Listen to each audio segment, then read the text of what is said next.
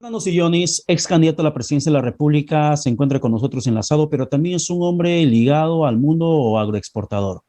Y sin duda alguna es importante poder conversar con él en estos momentos porque también estamos en una coyuntura política que directamente atañe a la parte agrícola en el país y la coyuntura propiamente dicha que sin duda alguna Fernando Sillonis también quiere hablar. Vacancia, censura, cierre del Congreso, ¿qué podría pasar? Y como hombre político y además hombre que trabaja aquí, que pone sus capitales en el país, tiene sin duda alguna mucho que decir, aunque nos digan capitalistas o derechistas o ultraderechistas. Lo cierto es que la inversión privada es necesaria para poder salir adelante, porque un Estado empresario no siempre es exitoso. Fernando Sillones, ¿qué tal? Buenos días, bienvenido a Política y Poder. Pedro, muy buenos días. Muchas gracias por la entrevista. Muchas gracias a Vez Cable también. A ver, hablemos rápidamente sobre la coyuntura política, que sé que te pica la lengua para que puedas hablar de esto. Eres hombre de política también, Fernando, y es importante poder escuchar tu apreciación sobre lo que está pasando en estos momentos en el país. Hace unos instantes acabo de conversar con un congresista de Renovación Popular, Jorge Montoya, y él asevera de que la vacancia presidencial es una posibilidad y comenzó a esbozar algunas causales que podrían, o algunos actos que podrían ceñirse a la causal de incapacidad moral. Estamos entrampados en esta crisis política. Bueno, no solo lo decimos algunos, ¿no? Cuando uno camina por el campo, como es mi caso, todo el Perú está absolutamente consciente de la dificilísima situación que estamos atravesando y que como proceso va de mal en peor, ¿no? Yo sí estoy convencido por los descubrimientos que está haciendo el Ministerio Público, que estoy convencido de que nos gobierna una organización criminal, ¿no? Entonces yo sí creo que está mal desde su nacimiento, ¿no? Este gobierno, y ojalá lleguemos pronto, ¿no? A la vacancia, ¿no? Y a las nuevas elecciones. Yo creo que es indefendible, ¿no? Por lo que hemos visto en estos primeros 60 días y un poco más, realmente no tenemos gobierno, hay mucha corrupción y muy peligroso, ¿no? Las vinculaciones con el terrorismo, el narcotráfico y las mafias, ¿no? Sí. Pero y yo recuerdo claramente el eslogan de campaña más característico del ahora presidente Pedro Castillo cuando menciona no más pobres en un país rico. Sin embargo, la realidad nos golpea duramente en la cara y nos damos cuenta de que hay más pobres en esos tiempos, pero según Perú Libre, el partido de gobierno es culpa de la ultraderecha. Es decir, cada anuncio, cada amenaza empobrece, pero empobrece fuerte a los ciudadanos peruanos, ¿no? Cada punto porcentual de devaluación es menos capacidad de consumo de alimentos, de gas, de combustible. La verdad que nunca, desde los últimos 25, 30 años, habíamos tenido eh, tanta precariedad en nuestras autoridades, ¿no? Autoridades que por el no hacer lo que se tiene que hacer, anunciando, amenazando, empobrecen. Eso es lo que la gente tiene que entender. No es cuestión de estilos, no es cuestión de conceptos que se los lleva el viento. No, cada error se refleja en un encarecimiento de algún alimento, un producto básico, un servicio básico. Y cada torpeza del Estado nos empobrece. En consecuencia, estamos ante una cosa muy seria, ¿no? Muy seria. Y esto recién empieza. Esto está llamado a llevarnos al abismo, ¿no? Por eso, en mi opinión, la única forma de contrarrestar esto, lamentablemente, es la vacancia, ¿no? Bueno, es una situación cada vez más crítica la que estamos enfrentando los peruanos y para muchos es irresponsable el Congreso cuando pretende censurar o vacar a un presidente, como también es irresponsable el gobierno cuando pretende presentar cuestión de confianza por un ministro vinculado a actos terroristas y que Claro, claro. lamentablemente no ha sido sopesado correctamente por el presidente Castillo, también responsable directo de este encontronazo que estamos en el país. Bueno, él es el principal responsable, ¿no? Eso para mí es clarísimo. Obviamente los ministros son indefendibles, me refiero a la mayoría de ellos, obviamente el presidente del Consejo de Ministros, yo no usaría pues estas palabritas de moda como misoginia, Ya. homofobia, eso no lo entiende nadie, ¿no? Yo recién las he aprendido a mis 70 años. En mi tiempo, a estos personajes los llamábamos depravados, ¿no? Degenerados sexuales. Eso es lo que son, ¿no? Entonces, cero respeto por la dignidad de la mujer, los niños y la gente en general. Estos son unos depravados. Bellido es un degenerado, así le llamábamos en mi tiempo, y merecían pues una sanción rigurosísima, ¿no? Eran muy peligrosos para la sociedad. Entonces, esa calaña de gente nos está gobernando y por eso tenemos que ser muy firmes desde la ciudadanía en respaldar a una serie de instituciones que puedo nombrar, ¿no? Por supuesto al Congreso, en su Ahora, afán. claro, y hablando de Bellido, Guido Bellido ha negado que hay crisis en el país, luego de que los integrantes del Consejo de Estado, Defensoría, Ministerio Público, Poder Judicial, Contraloría General de la República, hayan pedido de forma urgente una sesión de Consejo de Claro. Estado, que no es un órgano que toma decisiones, pero que sí da un poco de legitimidad a decisiones que el presidente pueda abordar, y además es una muestra, es una señal de intento de gobernabilidad. Pero Exacto. Bellido ha dicho que no, que al contrario, quienes están convocando ese Consejo de Estado son los que están generando de inestabilidad política, porque crisis en estos momentos en el país no existe. Sí, pues. Bueno, así se comportan los depravados, ¿no? Los degenerados, ¿no? No toman conciencia de la situación. Ellos están en su burbuja de degeneración y lo que pasa al pueblo, lo que pasa a las instituciones, no es relevante, ¿no? Entonces, decía, tenemos que ahora salir en defensa de esas instituciones, por más fallidas que hayan sido en el pasado, ¿no? Pero ahora es el Congreso, el Poder Judicial, la Contraloría, la Defensoría del Pueblo, la prensa, ves, cable está amenazada de muerte, en cualquier momento van a querer dar el zarpazo, y ves cable y los programas de ustedes son una amenaza para esta organización criminal, para la corrupción, porque ustedes desenmascaran la corrupción, como lo estamos haciendo en este minuto, ¿no? Tenemos que apoyar a las Fuerzas Armadas que han sido humilladas y las policiales más aún, ¿no? Tenemos que apoyar a Lucas Gersi, que está haciendo un trabajo abnegado, sacrificado de conseguir las firmas, y bueno, apoyar a todos los ciudadanos que están protestando en las calles, preocupados por lo que está pasando, ¿no? Pero Entonces, claro, sí, pero Fernando, escuchando tus palabras, por ejemplo, aquello que son los que están compartiendo la forma de gobernar el presidente Pedro Castillo, los que lo protegen, los que lo defienden y los que sí. lo aprueban, porque son básicamente también millones de ciudadanos que vale la pena poder escuchar, ellos consideran que quizá tus palabras corresponden a un intento de mantener el status quo de capitalismo, de explotador sobre la gente trabajadora, la clase obrera, que en estos momentos está en tus campos, y mucho más en estos momentos cuando se lanza la segunda reforma agraria.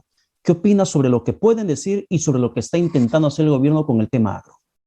Bueno, es evidente que eso es lo que dicen, ¿no? Y son astutos. Digamos, yo lo he vivido en carne propia, en Ica, ¿no? Luchar contra la corrupción a uno lo vuelve el corrupto, ¿no? Y los corruptos son los íntegros. Así es la vida, ¿no? El médico corrupto que abandona el hospital y que lucra con medicamentos robados de la farmacia, ¿no? Cuando uno lo denuncia por corrupción, se transforma en el íntegro y el corrupto es el gobernador, ¿no? Cuando nosotros desarticulamos las mafias de los brevetes en Ica, que dicho sea paso existen en todo el Perú, tal como existen en Junín, los corruptos, los coimeros, los mafiosos, me denunciaban a mí por corrupto, ¿no? Entonces, así es. Cuando uno desenmascara estas cosas, ahora resulta que yo soy el empresario, ¿no? Clientelista que quiere prebendas del El Estado, ¿no? explotador.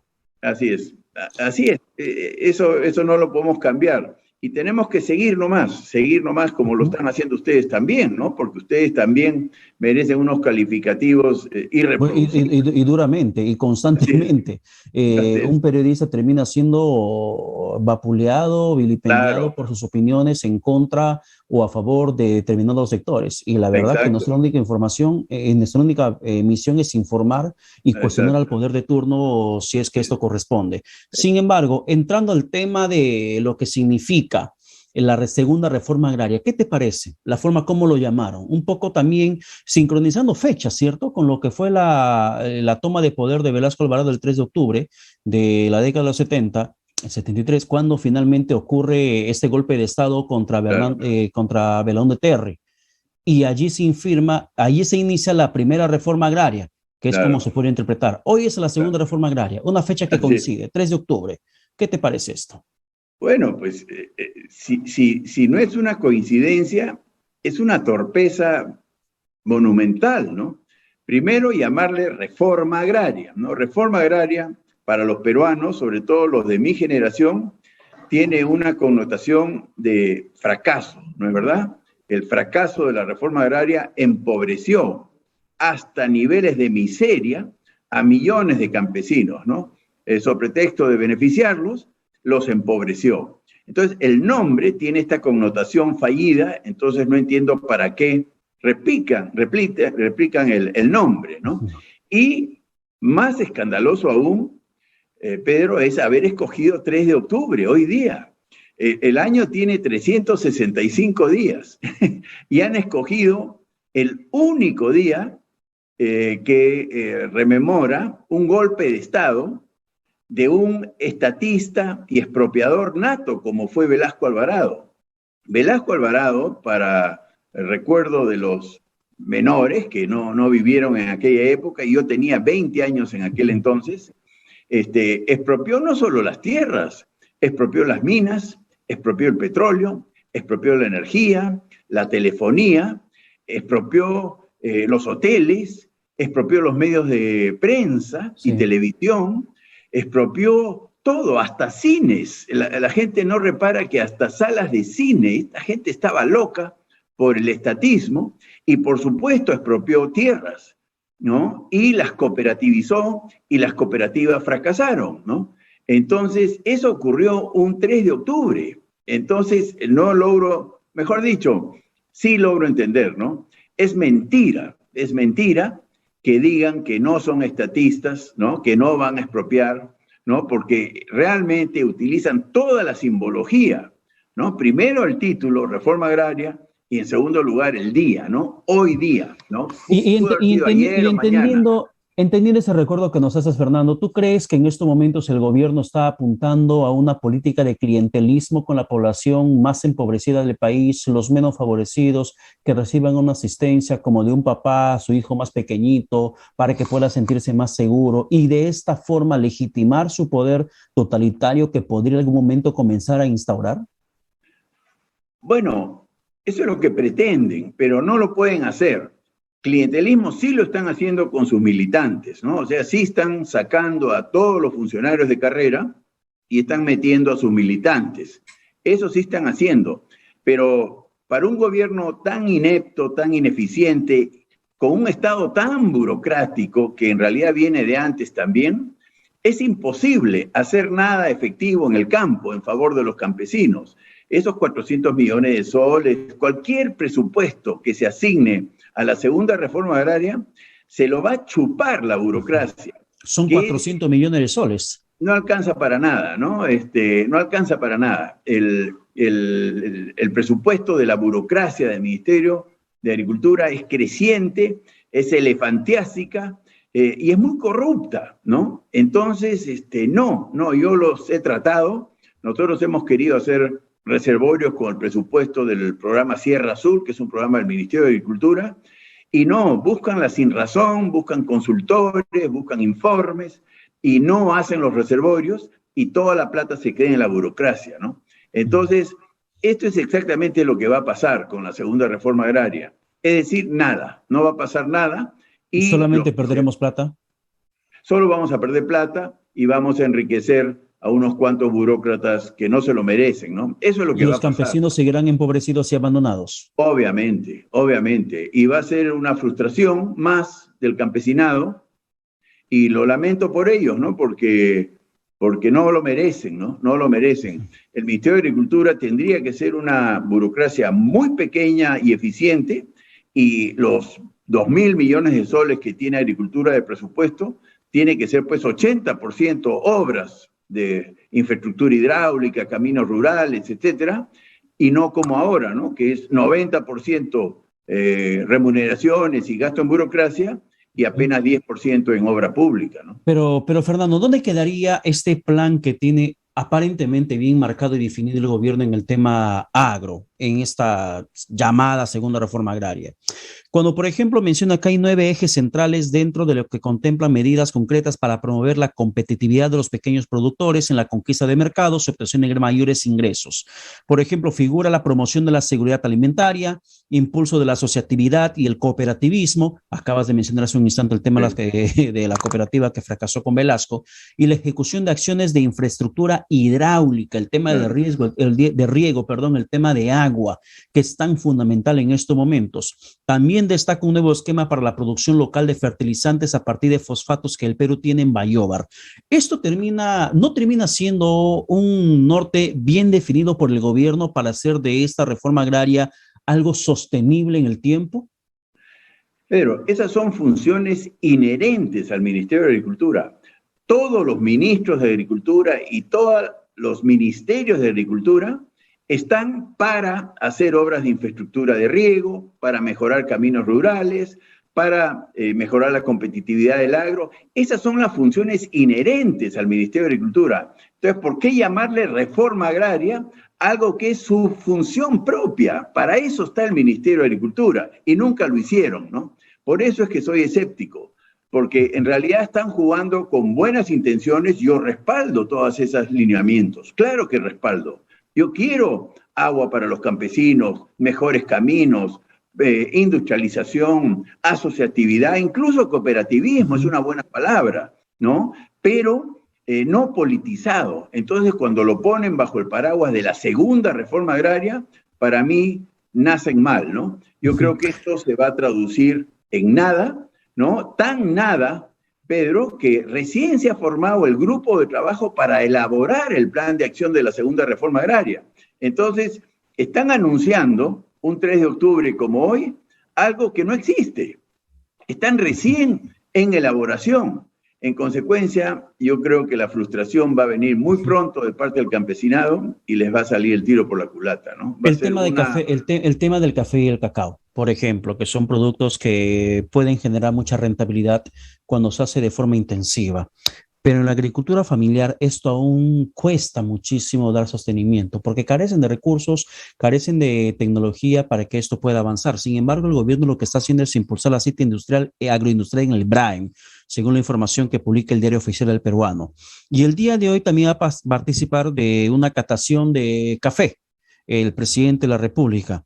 Esto, enfocarse a las estrategias de lucha contra el narcotráfico en el BRAEM, a partir del café, el cacao u otros productos alternativos, termina siendo solamente un discurso político, ¿crees tú? Porque entiendo que hace muchos años ya se viene intentando erradicar el sembrío de hoja de coca con cultivos alternativos, pero que no se ha visto mayor impacto positivo. Al contrario, el narcotráfico ha seguido avanzando. Claro. Son pues lamentablemente discursos políticos. Repito, los lineamientos son muy buenos. Lo que necesita el café y el cacao es agua. La gente cree, digamos, no sabe que la Amazonía también tiene sequía, como hoy día. Hoy día están en sequía, estamos en principios de octubre y las lluvias recién vienen en noviembre hasta abril, mayo. Durante junio a octubre, todo el Perú se seca, incluso la Amazonía. Yo sé que los ríos tienen agua, pero el agua está abajo y el café y el cacao está arriba. Lo que necesitamos es agua de arriba hacia abajo, no de abajo hacia arriba. Entonces, la propuesta es acertada. Reservorios, río tecnificado, caminos rurales. Eso es lo que necesitan los caficultores y los cacaoteros. Yo estoy de acuerdo con eso. Lo que pasa es que no les creo. Ese es el problema. Hay Nunca lo han desconfianza hecho. por el nivel de corrupción. Entonces, a ver, dándole el beneficio de la duda, Fernando, eres hombre del sector privado, también involucrado en su momento en la política, sigues ligado en la política, pero dándole el beneficio de la duda, ¿qué tendría que hacer el gobierno para que esto realmente pueda marchar? Sin buscar lo negativo, vino de repente Sí. de lo malo algo bueno que podría sacarse de la intención que tiene el presidente Pedro Castillo. ¿Qué tendría que hacerse para que esto realmente funcione en el tema de esta reforma agraria? Yo lo tengo muy claro y lo he dicho muchas veces, reducir el gasto improductivo en el Estado para que haya plata para poder hacer reservorios, sistemas de riego tecnificado y mejorar los caminos rurales. Repito, el Ministerio de Agricultura, lo hemos comentado en esta cordial entrevista, está atiborrado de burócratas que no hacen nada y se chupan todo el presupuesto que aportamos los contribuyentes peruanos a través del IGB y a través de la renta. Entonces, no hay cómo hacer una carretera o un reservorio porque la plata se la chupan los burócratas. En consecuencia, ojo, y hay burócratas y hay consultorías. Las consultorías también son una fuente de corrupción multimillonaria, ¿no? Entonces, previamente yo hubiera preferido ver una decisión del ministro de Agricultura, en este caso, y del gobierno en general, de limitar estos gastos improductivos en consultorías, en papeles y estas cosas que impiden que se puedan hacer las obras en favor de los peruanos más pobres, ¿no? Bueno, ojalá que esas decisiones puedan venir prontamente, porque valgan verdades, el tiempo no va a aguantar mucho. Y este matrimonio político que el gobierno podría estar generando con la población, los agricultores familiares, podría venirse abajo si es que demoran en soluciones. El tema de agua, el tema de riego tecnificado es un problema que lamentablemente ningún gobierno por el tema de corrupción lo ha podido solucionar. Claro. Y en ese sentido, el presidente Castillo, al iniciar el gobierno, ha mencionado de que van a eliminar instancias que duplican funciones a los gobiernos regionales. Hoy, por ejemplo, conversaba, Fernando, con una persona que vive en Piura y él mencionaba que el gobierno regional no culmina, no avanza, ni siquiera inicia un proyecto de reservorio para el tema de agricultura en Claro, Piura, a claro. pesar de que el presupuesto lo tiene, el proyecto lo tiene y no avanza. Y este enfoque de la segunda reforma agraria, aunque suene un poco contradictorio con el tema de Velasco Alvarado, hace énfasis en el tema de reservorio, en el tema de necesidad de agua y el trabajo conjunto con los gobiernos regionales. Sí, Pero el tema de corrupción siempre se interpone en el camino. Y claro. ahí el gobierno no está apuntando directamente. Yo indagué cuando hubo esta cumbre de la descentralización en Cusco hace poco, donde fue Castillo cuando era candidato, pero ya presidente electo, ¿no? Ya presidente electo, todavía no había asumido, estaba frente a 24 gobernadores regionales en una cumbre de la descentralización. Y me metí a la página web del Ministerio Público y resulta que 19 de los 24 estaban siendo procesados por corrupción. Entonces, no va a funcionar, ¿no? Es mucha la corrupción que hay en todo el país, ¿no? Y gobiernos regionales sobre todo, ¿no? Y por supuesto, alcaldes municipales y distritales también. Entonces, no hay, y cuando el presidente Castillo dice que no le va a dar ni un milímetro a la corrupción y tiene a su lado a Cerrón, a Boluarte, a Bermejo y compañía, Avenido. y a Bellido, ¿no? Donde los audios han revelado el nivel de corrupción que había en el gobierno regional de Junín, yo digo, Castillo es puro floro, pues, ¿no? No es una persona que está hablando en serio, ¿no? A ver, Fernando, para terminar, tú eres empresario. ¿Sigues realizando inversiones en el país en estos momentos o aguantaste tus inversiones? Hasta los últimos dichos por el presidente del Consejo de Ministros, Guido Bellido, de nacionalizar en caso el tema de Camisé, en caso que la empresa concesionaria no se siente a conversar. Bueno, ¿cuál es tu sensación como empresario? No, yo estoy en el mundo del agro, nosotros somos exportadores de uvas de mesa y obviamente con mis socios estamos pues a la expectativa de qué va a pasar en el país, pero cada día que pasa genera más incertidumbre, más preocupación y eso definitivamente no ayuda, ¿no? A tomar decisiones de inversión. Yo creo que en general el esperemos un poco se ha masificado, ¿no? Y todo el mundo a la hora de decir esperemos un poco. Y entre esperemos un poco y esperemos un poco, el país se está paralizando. Tanto que Julio Velarde está anunciando 0 de crecimiento de inversión el próximo año, ¿no? Entonces, esta gente no se da cuenta, ¿no? Que el generar desconfianza no es pues una palabrita cualquiera, ¿no? Estamos hablando de cosas muy importantes. Claro, pero es que para los promotores de esas políticas, los malos son ustedes, los empresarios. Así es. Y bueno, esta mañana en RPP me preguntaron ¿por qué la informalidad en el agro? Bueno, cada vez que promulgan leyes más rígidas en cuanto al empleo, fomentan más la informalidad, alejan a los pequeños productores de la formalidad, porque hacen más onerosa la formalidad en el sector, ¿no? Cuando naturalmente se vienen mejorando mucho las condiciones del empleo en el agro formal, le ponen más trabas y están alejando. Entonces, resulta que nosotros somos los culpables. Yo creo que es el Estado el gran culpable de la informalidad y la precariedad en el sector agrario, sobre todo en el ámbito de la pequeña agricultura, ¿no? Bien, Fernando Sillones, muchas gracias por la comunicación compartida aquí en Vescable. Cuídense mucho, un fuerte abrazo. Que tengas un buen domingo. Sigan con fuerza, los respaldamos todos. Gracias. Gracias, muchísimas gracias. De igual manera que tengas un buen día, un buen domingo. Hemos llegado a la parte final del programa, son las 9 de la mañana ya con 57 minutos. Nos acercamos a las 10 de la mañana, pero ya sabe, luego de nosotros viene Manos a la Obra para que continúe con la programación de Vescable, pero también a las 11 de la mañana estaremos con nuestro compañero Martín Hacha con el programa Rumbo Político. Por mi parte, por mi cuenta será hasta el próximo domingo, Dios mediante, en Política y Poder a través de la señal de Vescable Televisión, Canal 3. En las redes sociales, ya saben, nos encuentran en Facebook como Vescable también, Vescable Canal 3, señal en vivo. Y por supuesto estamos llegando a través de Ves Radio 101.7 de la FM. Que tenga buen domingo, con su permiso, que Dios los bendiga. Chao.